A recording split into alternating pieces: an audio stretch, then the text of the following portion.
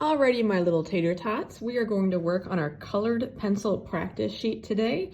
If you're looking to do painting, check another video. We're doing colored pencil. So the first thing we need to establish is our range of colors, our highlight, our midtones, and our shadows.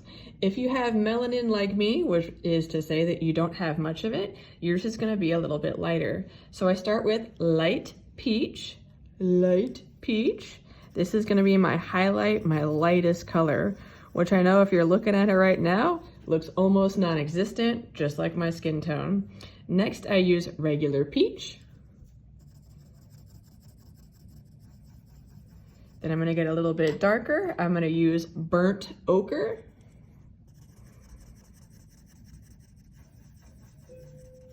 And then after that, I have sienna brown.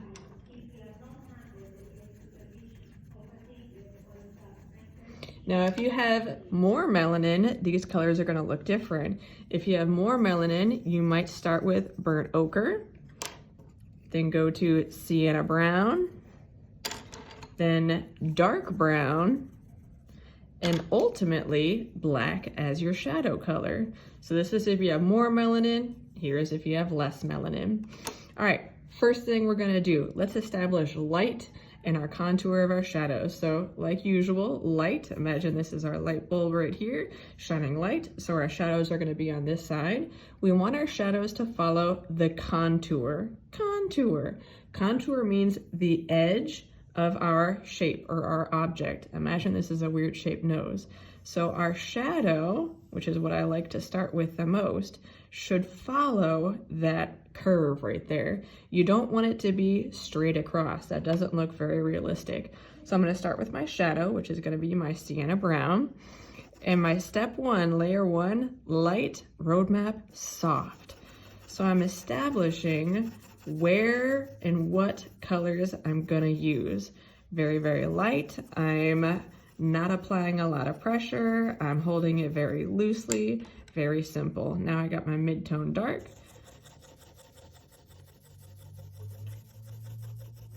This is a typically very quick layer. You want to map out what colors you're using and where, establishing the shape of your shadows. Now I'm going to get mid-tone light.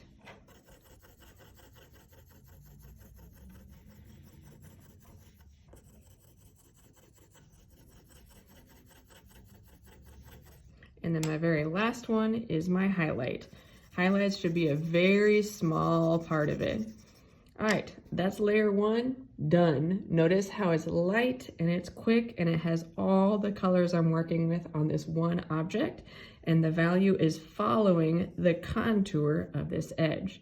All right, layer two is probably most important. That's your cross-hatching and blending layer. Cross-hatching means that you're going one direction and then on top in the other direction. So I'm gonna start with my shadow right here. Here's my darkest brown. So I very clearly went this direction previously. To blend, I wanna go in the opposite direction. I'm still going very, very light. I want you to also notice that my colors are overlapping. See how I'm going on top into where my mid-tone dark is? That's how you get a smooth and realistic gradation of color so that it blends together. So my colors overlap each other.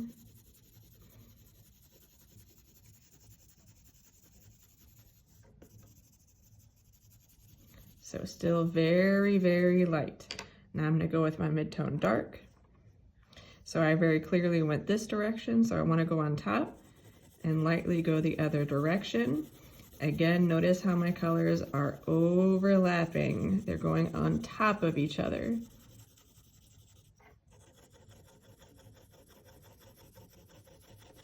That's how you get a soft and realistic change in your value. Still going very, very light.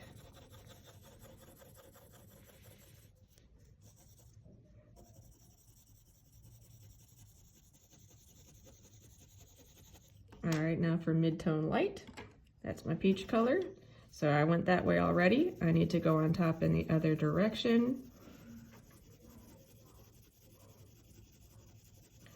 What I'm doing with cross-hatching and blending is trying to get rid of or hide my pencil strokes. If I can see these stripes, that takes away from how realistic it could be. I want to ultimately be able to hide those pencil strokes, those stripes that are made by your pencil.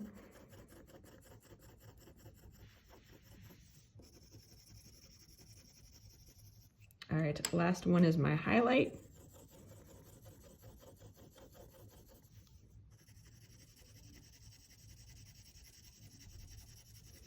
Alrighty, so layer 2, cross-hatching and blending, done.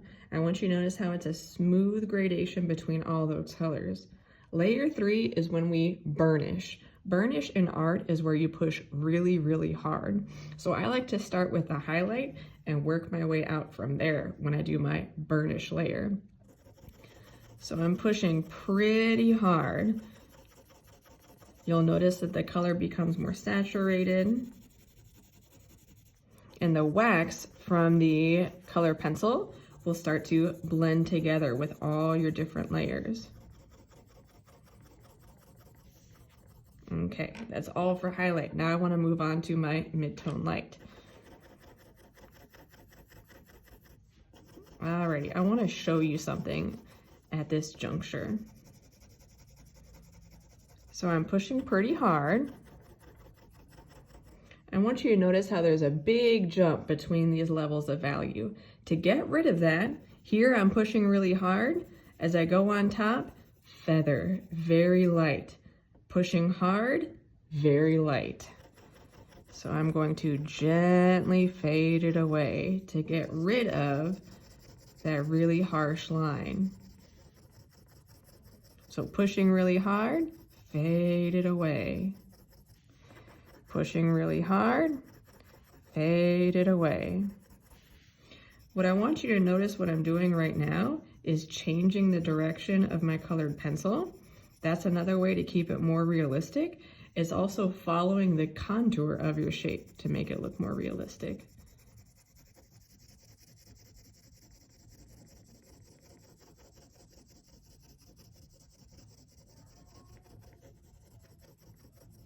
All right, I'm gonna keep going. What you might wanna do is fast forward your video to the end. What I would recommend doing, fast forwarding your video a little bit.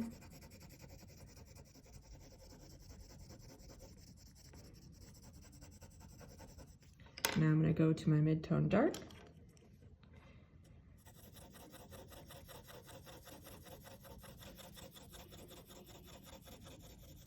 So I'm pushing a lot harder, but I want to show you how I use that peach to help blend it out.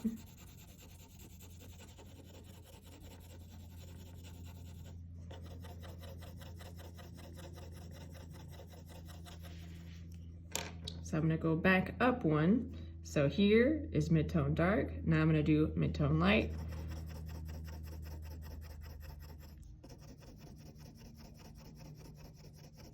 Pushing really hard to blend it out. So it's a bit more skin tony, but you can see that it changes colors. What I want you to also notice, see this right here? I can see my pencil underneath there. Be sure you're erasing on your portrait any extra stray pencil marks because you will be able to see them later on. So you want to get rid of any extra pencil marks.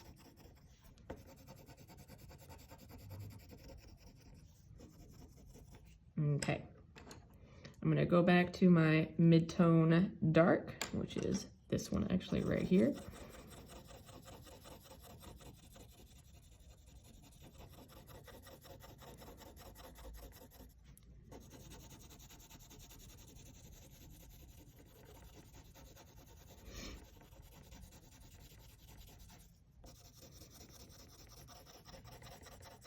You still want to think about cross-hatching. So one direction, then the other. Cross-hatching is a big, good way to make your artwork more realistic, more smooth. All right, now I'm gonna go on top over here. So pushing really hard, Oop, trying to go a little bit lighter. Pushing really hard. Oop, trying to go a little bit lighter. That way you blend it out between your layers. It's all about overlapping your layers, overlapping your layers.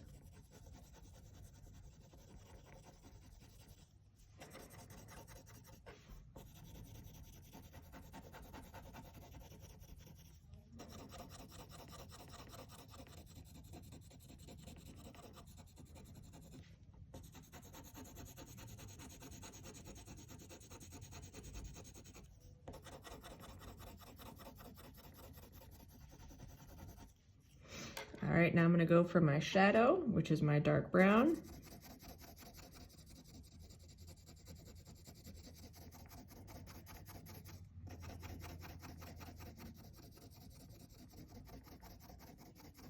See how I have a big jump between those? Let's blend it out by layering and overlapping our colors. As I'm going into that mid-tone dark section, I'm not pushing so hard. So push really hard, pushing, pushing, pushing. Woo, get a lot lighter, fade away, feathering.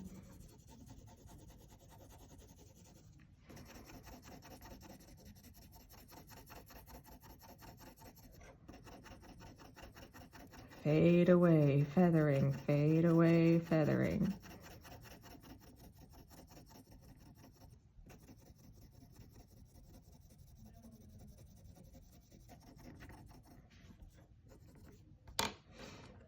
I noticed that I need a bit more shadow here. You can always add more on top.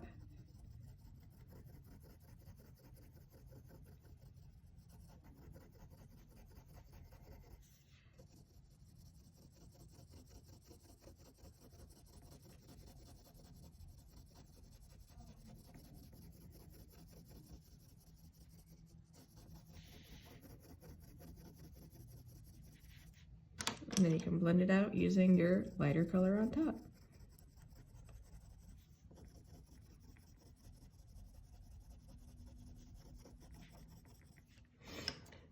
So this is what skin tone mostly looks like. If you're gonna add black, never use straight black. This is our black right here. Black should always go on top of your dark brown to help intensify, but never by itself. We wanna save black for like inside the nostrils or inside the pupil of our eye or our eyelashes. Black should be seldom used. You always wanna layer it on top of your dark brown. Alrighty, so that is our colored pencil sheet.